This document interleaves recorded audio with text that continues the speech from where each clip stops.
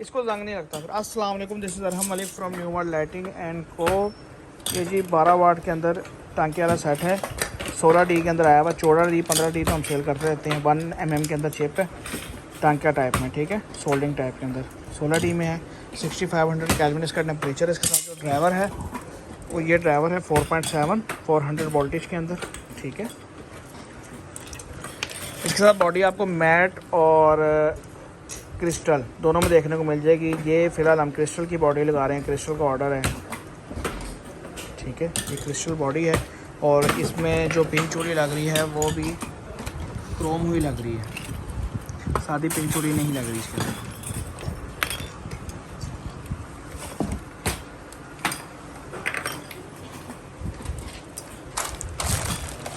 ये SMT 3 inch 12 वाट के अंदर है, ठीक है।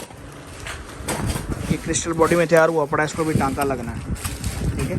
ये वारंटी में आपको मिल जाएगा। आप रब्ता कर सकते हैं 0305 40 32 416, 0310 432 22 52।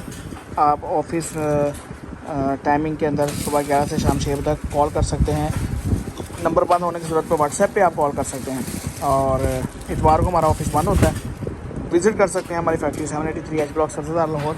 इसके अलावा LED बल्ब का किसी किस्म का आपको टूल चाहिए, मशीनरी चाहिए, आपको किसी भी किस्म की सर्विस चाहिए, LED bulb LED lighting industry के वाले से आप हमसे रब्ता कर सकते हैं।